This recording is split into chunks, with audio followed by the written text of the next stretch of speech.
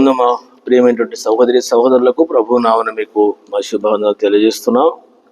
ఈ దినమున మన యొక్క బైబిల్ పఠనము పరిశుద్ధ గ్రంథం బైబిల్ను ఆధారం చేసుకొని ప్రసంగి గ్రంథము 7వ అధ్యాయం 8వ వచనము కార్యారంభం కంటే కార్య అంతము మేలని ఈ భాగాన్ని అనుసరించి ధర్మశాస్త్రంలో నుంచి కొన్ని విషయాలను మనము చదువుతూ ఉన్నాం. ఈ దినము కూడా నిర్గమాకాండము 23వ అధ్యాయము 23:9 వచనం 23:9 పరదేశిని బాధింపకూడదు, పరదేశి మనసు ఎట్లుండునో మీరు ఎరుగుదురు, మీరు ఐగుప్తు దేశంలో పరదేశులై ఉంటిరి కదా. నేను ఈ విషయాన్ని ఇంతకుముందు కూడా పరదేశిని గురించి విధవరాండని గురించి తెలియజేస్తూ వచ్చినాం. అయినా దేవుని వాక్యము ఈ యొక్క 23వ అధ్యాయము మనము ఒక్కొక్క వచనాన్ని మనము లైన్లో చూస్తున్నాం కాబట్టి ఇక్కడ ఉన్నటువంటి సందర్భాన్ని బట్టి మరలా నేను మీకు గుర్తు చేస్తున్నాను. పరదేశిని బాధింపకూడదు. రెండవది, పరదేశి మనసు ఎట్లుండునో మీరు ఎరుగుదురు, మీరు ఐగుప్తు దేశంలో. ఎవరు చెప్తున్నాడు? ఇశ్రాయేల్ యొక్క ప్రజలకు చెప్తూ ఉన్నాడు. ఇశ్రాయేల్ ప్రజలకు చెప్తున్నాడు. కాబట్టి పరదేశులు అని దేవుని బిడ్డలారా, వాస్తవంగా బైబిల్ ప్రకారంగా మనం ఎరగవలసింది ఏంటంటే పరదేశులు. ఇంతకుముందు వీరు ఐగుప్తు దేశం ఉన్నటువంటి విషయాన్ని గుర్తు చేస్తున్నారు. మీరు ఐగుప్తు దేశంలో పరదేశులు అంటే వారు ఐగుప్తు దేశంలో పరదేశులుగా ఉన్నారు. వారు దేనికి సంబంధించిన వాళ్ళంటే కనాను దేశానికి సంబంధించిన యొక్క ప్రజలు. పరిస్థితులను బట్టి వాళ్ళు అక్కడికి వెళ్ళినారు, జీవనోపాధి కొరకు అక్కడ ఉన్నారు, వారు పరదేశులుగా ఉన్నారు. వీరిని ఇశ్రాయేలు ప్రజలు ఏం చేశారంటే, దీనికి ఇంకొక మాటను మనము కలుపుకోవచ్చు. ఏంటంటే ఇక్కడ బాధించటము అని చెప్పేసి ఇశ్రాయేల్ ప్రజల గురించి ఇక్కడ మీరు పరదేశులుగా ఉంటిరి అనేటువంటి మాటను చూస్తే నిర్గమాకాండము 1-2 అధ్యాయాల్లో మనకు కనబడేది ఏంటంటే ఇశ్రాయేల్ యొక్క ప్రజలను ఐగుప్తులు ఎంత బాధించినారో తర్వాత అక్కడ రాయబడి ఉంది. దీనికి బదులు మరొక పదాన్ని అక్కడ వాడబడి ఉంది. ఏంటిది ఆ పదం అంటే విసికించినారు అని రాయబడి ఉంది. ఈ విధంగా ఏమైనారంట, ఐగుప్తు వలన వాళ్ళు ఏమైపోయినారంటే విసుగు చెందినారు. కాబట్టి ఎంతో బాధపడ్డారు. కాబట్టి వారు పెట్టిన కాబట్టి ఏమైపోయారట, వారు నిట్టూర్పులు విడిచినారు అని అంట. 1వ అధ్యాయం నిర్గమాకాండంలో 23 అలాగున అనేక దినములు జరిగిన మీద ఐగుప్తు రాజు చనిపోయిన ఇశ్రాయేలు తాము చేయుచున్న వెట్టి పనులను బట్టి నిట్టూర్పులు విడుచుచు మొరపెడుచుండగా తమ వెట్టి పనులను బట్టి వారు పెట్టిన మొర దేవుడు. ఇలాగ వాళ్ళు ఏం చేసినారు? బాధించినారు, వాళ్ళు విసికించినటువంటి యొక్క విషయం. దీనిని బట్టి దేవుడు వాళ్ళని ఏం చేసిన, వాళ్ళకి ఏం చేసినాడంటే మొరపెట్టితే దేవుడు వారిని విన్నారు. వాళ్ళు పెట్టినట్టు యొక్క మొర నేను విన్నాను అని అంటాడు. దేవుని బిడ్డలుగా మనం ఎరగవలసిన వారంగా ఉంటున్నాం. మనం ఏ విధంగా ఉంటున్నామో, ఇతరుల విషయం కూడా మనం ఏ విధంగా మనం చేస్తున్నామో. కాబట్టి వాళ్ళు ఎంత విసిగిపెట్టినారు లేక బాధించినారు, వాళ్ళ బాధను బట్టి దేవునికి మొరపెట్టినారు. మొరపెడితే ఏమైనా దేవుడు వారి యొక్క మొరను విని వారిని ఎట్లా తీసుకొచ్చినారో ఇది ప్రాక్టికల్గా వాళ్ళు చెప్తున్నారు. మీరు కూడా అన్నట్టు ఈ దినాల్లో దేవుని బిడ్డలుగా నీవు నేను మన మధ్యలో ఉన్నటువంటి వారిని కావచ్చు, లేక మనకు సంబంధించినటువంటి వాడు కాదు వీడు వేరే దేశస్థుడు, లేక వేరే ఊరివాడు, వేరే జిల్లావాడు, వేరే ప్రాంతం వాడు, మనకు సంబంధం లేదని, లేకుంటే మన ప్రజలు కాదు, లేక మా డినామినేషన్ సంబంధించిన వాడు కాదు, మా ఇక్కడ బైబిల్లో ఇప్పుడు ఈ రోజులో ఉన్నది వీడు మాకు సంబంధించిన వాడా లేక వాళ్ళకు సంబంధించినటువంటి వాడా, ఏ గుంపుకు చెందినటువంటి వాడు అని చెప్పేసి రకరకాల విధాలుగా నీవు బాధ పెట్టేటువంటి వానిగా ఉంటే, బాధించేవానిగా ఈరోజు చూస్తే సంఘాలలో చూడండి, ఎక్కడ చూసినా ఏమైందంటే బాధించే వాళ్ళు, విసిగించే వాళ్ళు ఎక్కువైపోయినటువంటి సందర్భం మనం చూడగలం. దేవుని బిడ్డలుగా అలాంటిగా ఉంటే గమనించండి, బాధిస్తే దానికి బాధ అనుభవిస్తాం. నేను కొన్ని విషయాలను మీకు అట్లా కొన్ని క్లుప్తంగా కొన్ని విషయంలో చెప్పినటువంటి విషయం గమనించండి. ఇదే నిర్గమాకాండము 1వ అధ్యాయంలో గమనించండి 12వ వచనం. ఆయనను ఐగుప్తీయులు వారిని శ్రమ పెట్టిన కొలది వారు విస్తరించి ప్రబలిరి గనుక వారు ఇశ్రాయేలు ఎడల అసహ్యపడిరి. ఇశ్రాయేలు చేత ఐగుప్తులు కఠినంగా సేవ చేయించుకొనిరి. వారు ఇశ్రాయేలు చేత చేయించుకున్న ప్రతి పనిలో కఠినంగా ఉండిన కనుక వారు జిగటమంటి పనిలోను, ఇటుకల పనిలో, పొలం పనిలోను సేవ చేయించి వారి ప్రాణములు విసికించిరి. అక్కడేమన్నాం? బాధించిరి, విసికించిరి. అందుకని ఈ 2 పదాలు గుర్తుపెట్టుకోండి, బాధించటము, విసికించటము. మనం ఏ విధంగా ఉంటాం? విసికించే వాళ్ళంగా ఉంటున్నామా, బాధించే వాళ్ళంగా ఉంటున్నాం? ఇశ్రాయేలు ప్రజలను ఐగుప్తులు విసికించినారు, బాధించినారు. విసుకు, బాధ 2. తిరిగి దేవుడు వాళ్ళకి ఏం చేసినాడు? దేవుని బిడ్డలను విసికించి బాధిస్తే మనందరూ తెలుసు.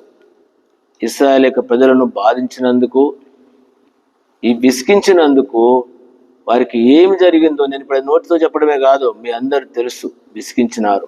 నేను ఈ విషయాన్ని అనుసరించి టూకిగా కొన్ని విషయాలను చెప్పాలని తలస్తున్నాను. బైబుల్ పరంగా నష్టపోతాం మనం విసికిస్తే నష్టపోతాం. అందుకనే ఐగుప్తీయులు వాళ్ళను విసికించినారు, బాధించినారు, గొప్ప నష్టాన్ని ఎదుర్కొన్నారు. ఇది ఒక విషయం. తిరిగి ఐగుప్తు దేశంలో బయటకు వచ్చిన తర్వాత వారు అరణ్యములో కనాను దేశానికి వెళ్తున్నారు ఇశ్రాయేలు ప్రజలు. ఆ కాలములో దేవుని దాసులను విసికించిన వాళ్ళు ఉన్నారు, బాధించిన వాళ్ళు కూడా ఉండొచ్చు. రకరకాలుగా బాధించినారు, విసికించినారు. ఎవరిని? దేవుని దాసులు మోషేను. మీరు చదవండి బైబిల్లో. అందుకనే దేవుణ్ణి కూడా విసికించినారని రాయబడి ఉంది కీర్తనలు కనుక. వారు దేవుని ముఖస్తుతి చేసినారు, విసికించినారంట. ఎన్ని మార్లు ఆయన అరణ్యములో విసికించినారు అన్నారు. ముఖస్తుతి చేసినారు, తిరుగుబాటు చేసినారు. ఈ దినాలలో చూస్తే మోషే విషయం కూడా వారు ఎంతో విసికించినారు. అందుకని ఆయన వారి ద్వారా విసుగు చెంది వారి మీద కోప్పడ్డాడు, బాధపడ్డాడు. కాబట్టి దేవుని బిడ్డలారా, విసికించే వాళ్ళంగా ఉంటున్నామా? ఏ విధంగా ఉంటున్నాం? నష్టపోతాం. ఐగుప్తులు విసికించి ఆ విధంగా అయిపోయినారు. మోషేను విసికించినటువంటి వాళ్ళ విషయం కూడా మనకు ఏం జరిగిందో మనకు తెలుసు. ఇంకా రకరకాల వాళ్ళు హింసించేటువంటి వాళ్ళుగా ఉన్నారు ఈ దినాల్లో సంఘాల్లో. నేను ఏ విధంగా ఉంటాను? తిరిగి నూతన నిబంధనలకు వచ్చి, పాత నిబంధనలకు కూడా అంతే. దైవజనులను మీరు ఎక్కడి నుంచైనా తీసుకోండి. ఆదికాండం చూస్తే దేవుని బిడ్డలను, ఒకవేళ సంఘాలను హింసించిన వాళ్ళు ఉన్నారు, తర్వాత ప్రవక్తలను హింసించినటువంటి వాళ్ళు ఉన్నారు, దైవజనులను హింసించినటువంటి వాళ్ళు ఉన్నారు. కాబట్టి వారందరికీ దేవుడు విడిచిపెట్టాడు.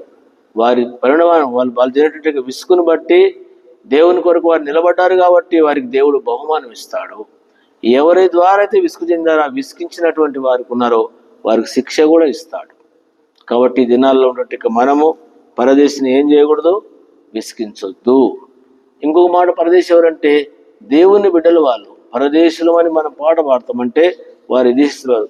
ప్రభువుని నమ్ముకొని ప్రభు కొరకు, ఆయన రాజ్యం కొరకు ఎదురు చూసేటువంటి వారిని, ఆయన కొరకు జీవించే వారిని కూడా విసిగిస్తే గొప్ప నష్టం ఎదుర్కొంటాం. అందుకని చిన్న మాటని జ్ఞాపకం పెట్టుకొని మనం విసిగించే వారంగా ఉండకూడదు. ఎందుకంటే దేవుడు అందరినీ ప్రేమించినటువంటి దేవుడు. ఆయనే చెప్పినాడు ధర్మశాస్త్రంలో, మీరు విసిగించవద్దు అని చెప్పేసి. కాబట్టి విసిగించవద్దు. బైబిల్లో విసిగించిన వారు నష్టపోయినారు. కాబట్టి ఎవరైతే వారికి మేలు చేస్తూ వచ్చినారో, బైబిల్ రాయబడి ఉంది. ఎందుకంటే చాలాసార్లు చెప్తూ వచ్చినాను, పరదేశులను, వాళ్ళకు కష్టం ఉంటే వారిని వాళ్ళు ఏం చేసినారంటే వారికి మేలు చేసినారు. యేసుప్రభువు కూడా అదే చేసినాడు. అందుకని బాధించవద్దు, విసిగించవద్దు. అపోస్తులుంటే పౌలు మీరు చూడండి, అపోస్తుల కార్యము చూస్తే 13వ అధ్యాయం చూస్తే దేవుని బిడ్డలను, వారిని, దేవుని సంఘాలను విసిగించిన వాళ్ళు ఉన్నారు గొప్ప నష్టానికి. భక్తులను విసిగించినటువంటి వాళ్ళు ఉన్నారు, లేక బాధించినటువంటి వాళ్ళు ఉన్నారు రకరకాల విధాలుగా. కాబట్టి నువ్వు ఏ గుంపులో ఉంటున్నావు? విసుగు చెందే గుంపులో ఉంటున్నావా? బాధించబడే గుంపులో ఉంటున్నావా? దేవుడు నీ బాధను, నీ విసుగును చూసి ఇశ్రాయేలు విషయంలో ఎట్లా చూసినాడో, దైవజనుల విషయంలో ఏం చూసినాడో సాయం చేస్తాడు. ఒకవేళ బాధించే గుంపులో, విసిగించే గుంపులో ఉంటే జీవితము మార్చబడి, ఇప్పటి వరకు కొంతమంది రకరకాలుగా హింసించే వాళ్ళు ఉన్నారు.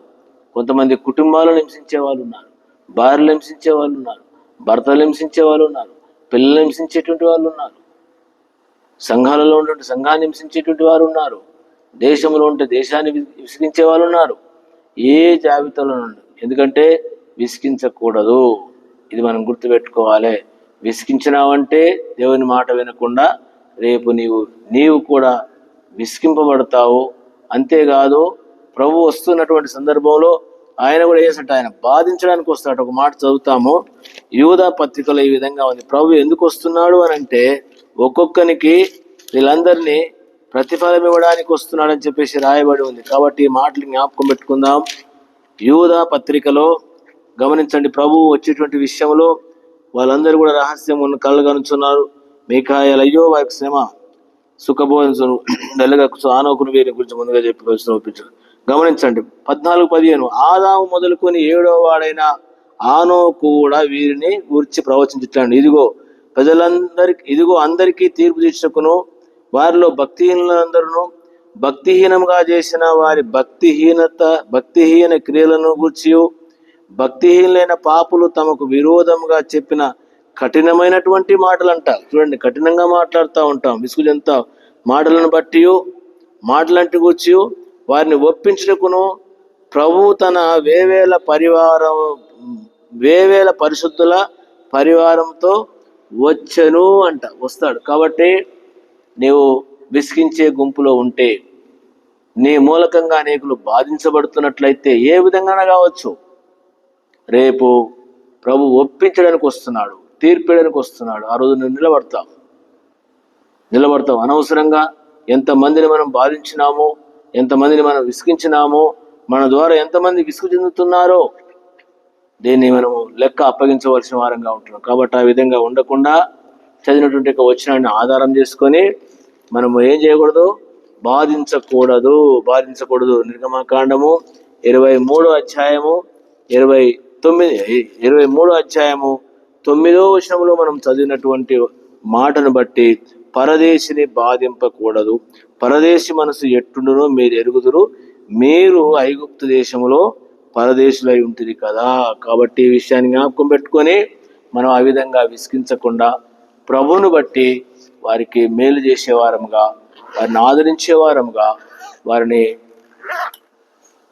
ఆదరించి మేలు చేసేవారంగా ఉందాం, ప్రేమించే వారంగా ఉందాం. ఆ విధంగా ప్రభు మనకు సహాయపడును గాక. ప్రేమైన తండ్రి, నీ వాక్యంలో సెలవిచ్చినట్టుగా పరదేశిని బాధించవద్దు, విసిగించవద్దు అన్నారు. ఆ విధంగా మేము మా ప్రియులు ఉండడానికి కృప చూపండి. మీరు వస్తున్నారు, బాధించిన వారిని, హింసించిన వారిని, అట్లే విసిగించినటువంటి వారిని తీర్పు తీర్చడానికి వస్తున్నారు వేవేర పరివారంతో. కాబట్టి ప్రభా, క్రీస్తు న్యాయపీఠం వెంట ప్రతి ఒక్కరు నిలబడాలి. కాబట్టి జాగ్రత్త కలిగి ఉండడానికి సహాయపడమని వందనం చెల్లిస్తూ యేసునామమున ప్రార్థన చేడుకుంటున్నాను తండ్రి, ఆమేన్. మన తండ్రి దేవుని యొక్క ప్రేమ, మన ప్రభువైన యేసుక్రీస్తు కృప, పరిశుద్ధాత్మ సహవాసం మనందరి తోడై ఉండును గాక. ఆమేన్. Praise lord. మీ అందరికీ ప్రైజ్ లార్డ్.